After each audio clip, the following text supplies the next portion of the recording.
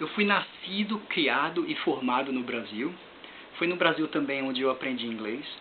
No exterior eu apenas aperfeiçoei o inglês que eu já tinha aprendido no Brasil. Aí depois eu comecei a viajar a passeio, né, para vários países da Europa e a estudo também. E eventualmente depois comecei a trabalhar no exterior.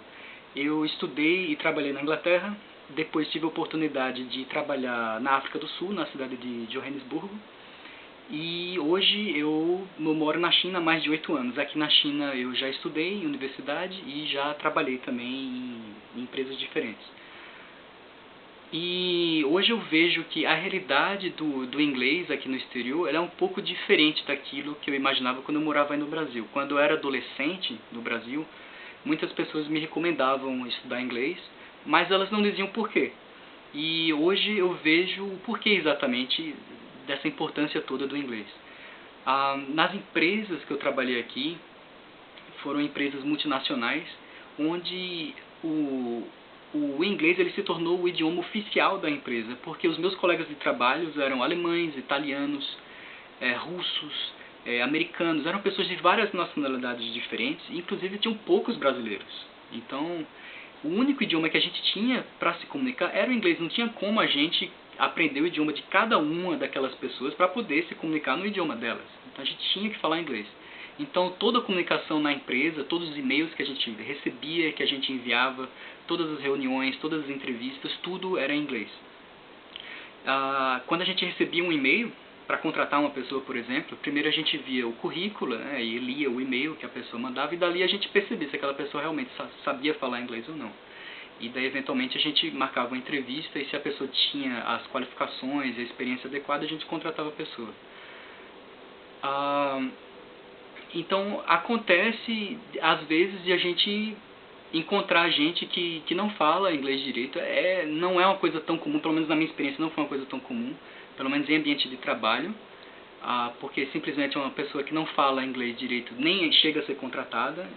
Mas eu tive a oportunidade de conhecer gente que não falava inglês direito na universidade. Quando eu estudei mandarim em Xangai, em uma universidade, tinha alunos que vinham assim de diversos países diferentes do mundo para assistir aula e tinham uma dificuldade muito grande de aprender o mandarim, não só por conta do mandarim ser um idioma um pouco difícil, mas pelo fato de que também não sabiam inglês, porque os livros, a parte de vocabulário, por exemplo, e até os textos, eles são todos traduzidos de mandarim para inglês.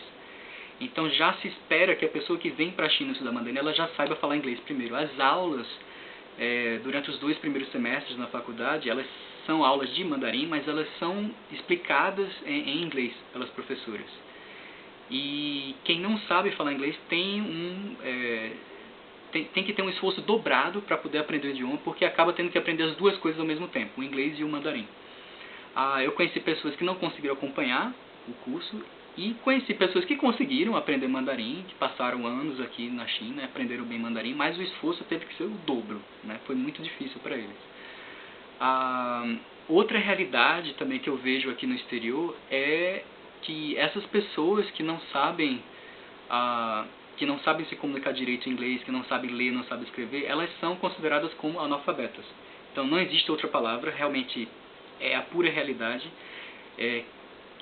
Uma pessoa que está no exterior, que está num ambiente assim, internacional, né, numa empresa multinacional ou numa universidade, e que não sabe falar inglês, ela é realmente considerada como um analfabeto, porque não sabe ler, não sabe escrever, não tem como se comunicar direito com as pessoas. Então realmente, para quem tem o interesse de fazer a vida, né, ou seja estudo, ou seja trabalho no exterior, é fundamental que primeiro essa pessoa ela tenha um conhecimento suficiente para ela conseguir se comunicar em inglês. Ela talvez não precisa ter um inglês fluente, mas ela precisa pelo menos saber se comunicar em inglês enquanto ela ainda está no Brasil, né, antes de sair do Brasil para poder vir para o exterior. A realidade de quem estuda inglês aqui na China é bem diferente daí do Brasil. Aí no Brasil a gente está muito devagar em relação a estudos. E isso eu estou falando em termos assim, de escola de idiomas. As universidades e as escolas do governo aqui da China também não são muito boas não para inglês.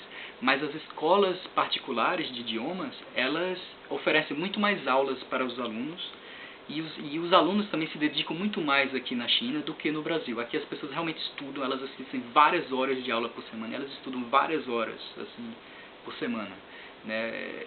E então elas aprendem inglês aqui muito mais rápido. E existe até uma coisa que eu chamo assim de certa doença pelo inglês aqui na China. Os chineses, eles são loucos para poder aprender inglês, principalmente nas cidades grandes, tem muita gente aprendendo inglês. E o governo chinês já faz anos que ele tem o plano de fazer com que a China tenha um número maior de falantes de inglês do que o próprio Estados Unidos.